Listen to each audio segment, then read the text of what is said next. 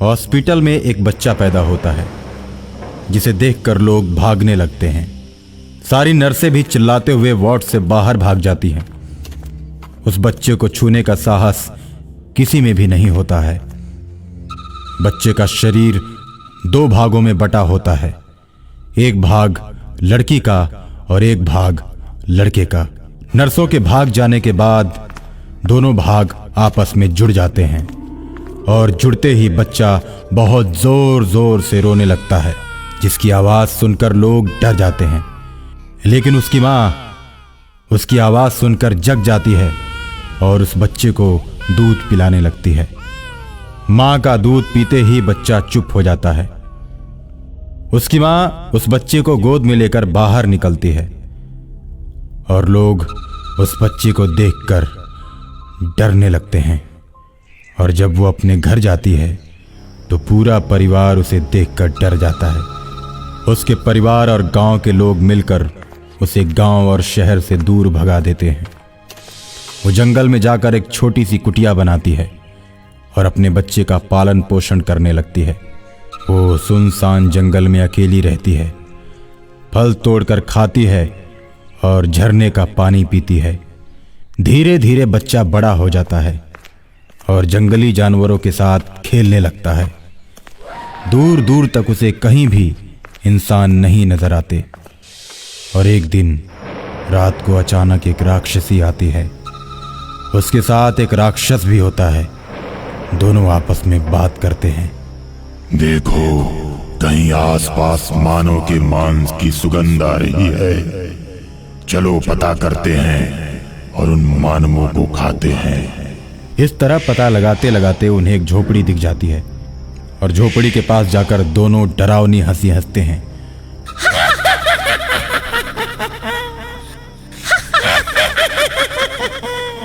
आज हम दोनों तुम दोनों को खाएंगे। भूतों को देखते ही लड़के की मां डर जाती है, जिसे देखकर लड़का बहुत ही गुस्से से भर जाता है।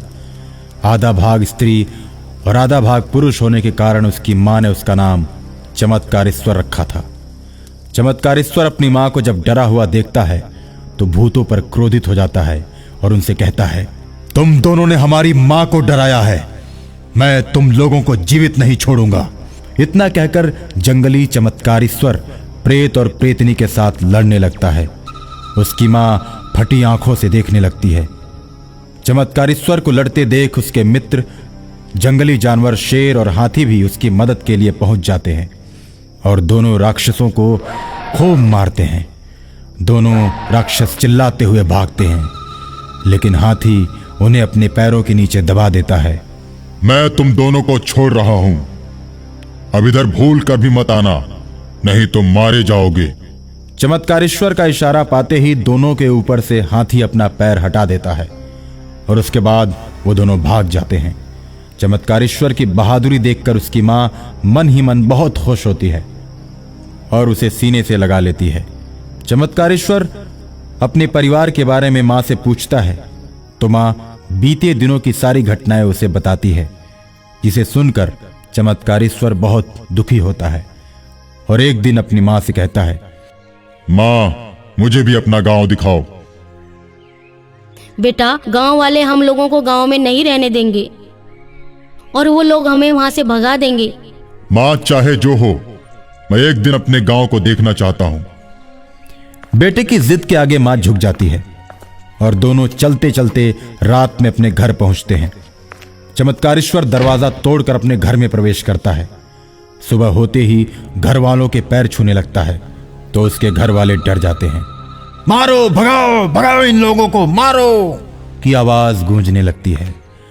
गांव वाले भी इकट्ठा हो जाते हैं और सभी अपने हाथों में लाठी लेकर दोनों को मारने के लिए चारों ओर से घेर लेते हैं। गांव वालों, मैंने जब जन्म लिया था उस समय भी तुम लोगों ने जुल्म किया था, और फिर दूसरी बार मैं गांव में केवल घूमने के लिए आया तो तुम लोग एक बार फिर मेरे ऊपर जुल्म कर रहे हो। मैं अब किसी को नहीं छोड़ूंगा। ये गांव मेरा है। जिस तरह तुम लोगों ने मुझे गांव से निकालकर बाहर किया था, उसी तरह अब तुम लोगों को भी ये गांव छोड़कर जाना पड़ेगा। ऐसा कहकर चमत्कारेश्वर गांव वालों को मारने लगता है। एक एक करके सभी गांव वालों को मारकर गिरा देता है। तुम लोग अभी गांव छोड़कर चले जाओ और शहर में भी नहीं रुकना।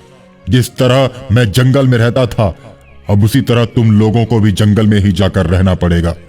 इस तरह सारे गांव वालों को जंगल में भगाकर चमत्कारेश्वर अपनी मां को लेकर गांव में रहने लगता है और अपना बदला पूरा कर लेता है। जब जंगल में रहने वाले उनके मित्र हाथी और शेर बहुत दिनों तक जंगल के अंदर चमत्कारेश्वर को नहीं देखते हैं, तो उसका पता लगाते लगाते उसके गांव पहुंच जाते हैं और उसके साथ मिलकर रहने लगते हैं।